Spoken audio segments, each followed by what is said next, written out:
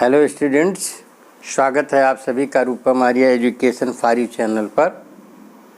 आज मैं आपको ट्रांसफॉर्मेशन के अंतर्गत कॉम्प्लेक्स सेंटेंस को सिंपल सेंटेंस में कैसे ट्रांसफॉर्म किया जाए इसके विषय में जानकारी दूंगा। इसके पहले कंपाउंड सेंटेंस को सिंपल सेंटेंस में कैसे ट्रांसफॉर्म किया जाए इसके विषय में जानकारी दिया था, आपको बताया था। तो सिंपल सेंटेंस की जो विशेषता कंपाउंड सेंटेंस में थी, कंपाउंड सेंटेंस को जो हम ट्रांसफॉर्म किए थे उसी तरह से कॉम्प्लेक्स सेंटेंस को हम सिंपल सेंटेंस में ट्रांसफॉर्म करेंगे। यानी हर स्थिति में सिंपल सेंटेंस एक ही समान रहेगा। तो सबसे पहले हम ये समझते हैं कि कॉम्प्लेक्स सेंटेंस क्या है। इसके पिछले वीडियो में मैंने आपको डिटेल में जानकारी दी थी कॉम्प्लेक्स सेंटेंस क्या होता है। Complex sentence PC plus subordinate clause यानी प्रिंसिपल क्लॉज और सबऑर्डिनेट क्लॉज मिल करके कॉम्प्लेक्स सेंटेंस बनता है। इसके विषय में मैंने आपको जानकारी दी थी। और जो सबऑर्डिनेट क्लॉज होता है आपका, ये सबऑर्डिनेट क्लॉज 3 प्रकार का होता है, इसके विषय में भी जानकारी दी थी। तो आप सबऑर्डिनेट क्लॉज 3 प्रकार का होता है। देखिए, नाउन क्लॉज है, एडजेक्टिव क्लॉज है और एडवर्ब क्लॉज है।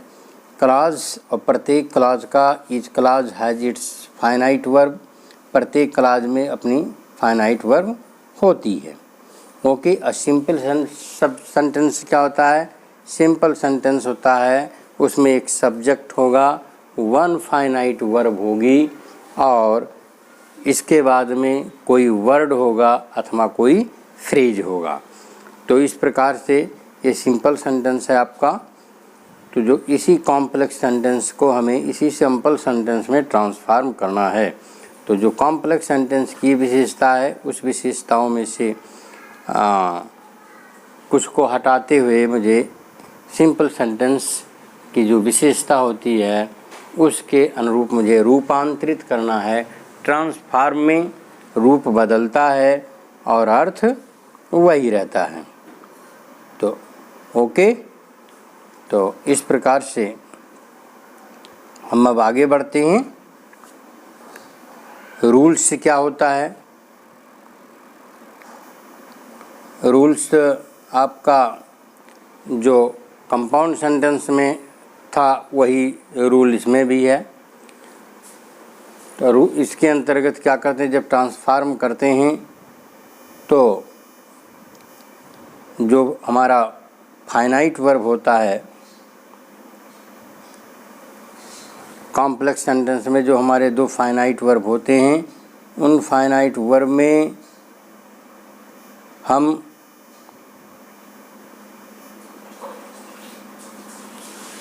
एक फाइनाइट वर्ब को हटा देते हैं। यानी आप कॉम्प्लेक्स सेंटेंस में जो सबऑर्डिनेट क्लॉज और प्रिंसिपल क्लॉज दोनों में आपके फाइनाइट वर्ब होते हैं उनको या तो हम ड्रॉप कर देते हैं यानी छोड़ देते हैं, या उन्हीं फाइनाइट वर्ब को हम चेंज कर देंगे। किस में चेंज करेंगे? किसी एक वन वर्ड में चेंज करेंगे या फ्रेज में चेंज करेंगे, अथवा हम उनको क्या करेंगे, जो हमारी फाइनाइट वर्ब होगी उसको non finite form of verb में हम चेंज कर देंगे। ओके। तो कॉम्प्लेक्स सेंटेंस से सिंपल सेंटेंस में ट्रांसफॉर्म करते समय क्या करते हैं, जो आपका प्रिंसिपल क्लॉज या सबऑर्डिनेट क्लॉज है उसके किसी एक फाइनाइट वर्ब को हम या तो ड्रॉप करेंगे या उसको किसी एक वर्ड में फ्रेज में चेंज करेंगे या non finite form of verb उसका हम बना देंगे। ओके। तो non finite forms of the verb क्या होती हैं? Non finite forms of the verb आपका जो पार्टिसिपल, जीरंड और इन्फिनिटिव भी आपके नॉन फाइनाइट वर्ब हैं। और वन वर्ड में आपका आ सकता है एडजेक्टिव हो सकता है, एक शब्द एडवर्ब हो सकता है, या कंजक्शन हो सकता है या प्रीपोजिशन हो सकता है। ओके, अब फ्रेज में, फ्रेज जानते हैं वाक्यांश होता है। ये इसमें एक से ज़्यादा शब्द होते हैं, किंतु ये वाक्य नहीं होता, लेकिन एक से ज़्यादा शब्दों का समूह होता। तो इसमें जेरेंडियल फ्रेज हो, एडजेक्टिवल फ्रेज, एडवर्बियल फ्रेज या प्रीपोजिशनल फ्रेज, यानी इन्हीं में हमें कॉम्प्लेक्स सेंटेंस के सब किसी क्लाज को चेंज करना है। फाइनाइट वर्ब प्रिंसिपल क्लाज या सबऑर्डिनेट क्लाज की चेंज होकर के वन वर्ड होगी या कोई फ्रेज हो जाएगी अथवा non finite forms of verb हो जाएगी।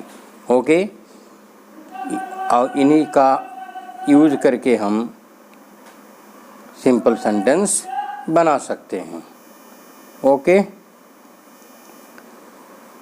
आइए यहाँ कुछ एग्जाम्पल्स लेते हैं और हम देखते हैं कि कैसे बताए गए नियमों के अनुसार इनका ट्रांसफॉर्म किया जाता है। तो see here is the first sentence, he is responsible for what he does. यहाँ पर आप देखिए ये कॉम्प्लेक्स सेंटेंस है, सीएस है। इसमें दो फाइनाइट वर्ब है, एक आपका इज है और दूसरा है व्हाट ही डज। ये तो पूरा क्लाज ही है। तो ये आपका सबऑर्डिनेट क्लाज है, ये प्रिंसिपल क्लाज है। इसमें आपको एक क्लाज को ड्रॉप करना है, यानी एक क्लाज का मतलब जो फाइनाइट वर्ब है उसको ड्रॉप करना है या नॉन फाइनाइट में चेंज करना है या वर्ड और फ्रेज में चेंज करना है। तो देखिए, ही is responsible for what he does, वह अपनी जो भी करता है उसके लिए जिम्मेदार है।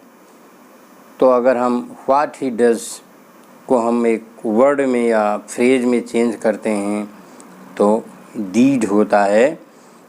इसमें नाउन क्लाज का प्रयोग किया गया है और ये व्हाट ही डज ये क्लाज जो प्रीपोजिशन फॉर है उसके कॉम्प्लीमेंट के रूप में कार्य करता है। तो जनरली जब कॉम्प्लेक्स सेंटेंस में नाउन क्लाज होता है तो इसमें किसी क्लाज को हम नाउन में ही चेंज कर देते हैं। तो ही is responsible for his deeds, तो यहाँ पर हिज डीड्स ये आपका नाउन है और ऊपर जो कॉम्प्लेक्स में आया है ये नाउन क्लाज है। तो okay, he is responsible for his deeds. Now take another example, tell me where he lives. ये भी आपका नाउन क्लाज है क्योंकि मी के बाद में जो आपका ये क्लाज आया है वेयर ही लिव, ये ऑब्जेक्ट, वेयर यू लिव ये ऑब्जेक्ट का कार्य करता है। ओके, तो इसको अगर हम एक वर्ड में या फ्रेज में चेंज करते हैं तो वेयर वन लिव का मतलब होता है जहाँ कोई रहता है उसको हम क्या कहते हैं, रेजिडेंस कहते हैं। ओके, वो रेजिडेंस कहलाता है। ओके, तो टेल मी योर रेजिडेंस, ये आपका सिंपल सेंटेंस हो गया। इसी तरह हम नेक्स्ट सेंटेंस लेते हैं, I am certain that he is honest. ये भी आपका इसमें नाउन क्लाज यूज है। I am certain that he is honest, मैं इस बात से निश्चित हूँ कि वो ईमानदार है। तो इसका मतलब इसमें भी हम एक शब्द में किसी नाउन में चेंज करेंगे। तो अगर ऑनेस्ट को नाउन में चेंज करते हैं तो क्या हो जाता है, ऑनेस्टी। तो I am certain of his honesty, ये आपका एक सिंपल सेंटेंस हो गया और इसमें एक फाइनाइट वर्ब की एक फाइनाइट वर्ब का यूज किया गया है। ओके, तो नाउ टेक अनदर एग्जांपल,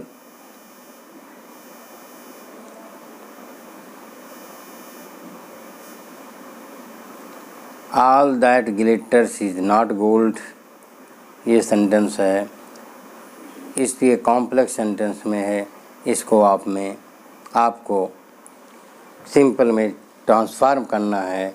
तो इसे जब आप करेंगे तो everything glittering is not gold, इसका आप खुद बना लेंगे या सुन करके आप नोट कर लें कि एवरीथिंग या ऑल थिंग ग्लिटरिंग या all glittering thing is not gold. इस तरह से ये आपका सिंपल सेंटेंस बन जाएगा। ओके, अब now we take another example, fifth sentence है, the boy who is standing there is very poor. इसमें देखिए एडजेक्टिव क्लास का प्रयोग किया गया है।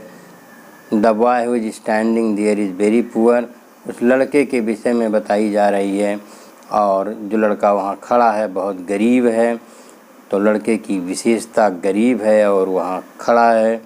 तो जब इसमें भी दो फाइनाइट वर्ब है, कॉम्प्लेक्स में होता ही है ऐसा, लेकिन जब इसको हम सिंपल में ट्रांसफॉर्म करते हैं तो एक ही फाइनाइट वर्ब रह जाती है। तो क्या हुआ बनेगा, सब्जेक्ट इसी को ले लीजिए दियर को, तो there is standing a very poor boy आपका सिंपल सेंटेंस हो गया। Okay, now we take another example. Doctor Manmohan Singh who was our PM was a great economist. आप यहाँ पर वाज के स्थान पर अगर इज लिख दें तो ज़्यादा अच्छा रहेगा, क्योंकि he is alive. Okay,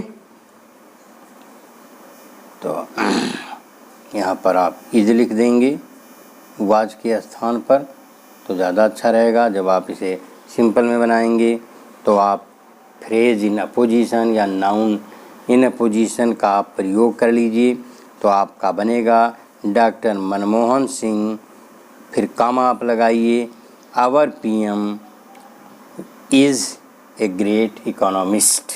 okay, तो इस प्रकार से नेक्स्ट एग्जाम्पल है आपका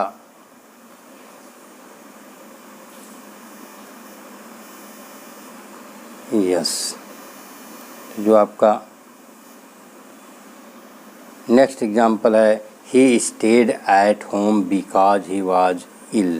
ये देखिए इसमें एडवर्ब क्लॉज का प्रयोग हुआ है, क्योंकि जो आपका सबऑर्डिनेट क्लॉज है वो एडवर्ब क्लॉज है। Adverb clause of reason show करता है, तो इसमें हमें एक क्लॉज को एक फ्रेज में चेंज करना है। ओके, तो जो हमारा सिंपल सेंटेंस बनेगा, तो बिकॉज ही वाज इलनेस को अगर हम एक फ्रेज में चेंज करते हैं या नाउन में चेंज करते हैं या एक वर्ड में चेंज करते हैं तो बिकॉज ऑफ इलनेस हो जाएगा। तो he stayed at home because of illness. Okay, आपका सिंपल सेंटेंस बन गया। इसी तरह से नेक्स्ट सेंटेंस है I take tea when the sunrises. जब सूर्य निकलता है तो हम चाय पीते हैं। यहाँ आप देखिए टाइम क्लॉज का यूज किया गया है। ओके, तो इसको हम एक फ्रेज में ले लेते हैं, प्रीपोजिशनल फ्रेज के रूप में इसको हम चेंज कर लेते हैं। तो एट सनराइज में इसको कर देते हैं, तो I take tea at sunrise. Okay, now the next sentence is Sunny Deol roared as loudly as he could.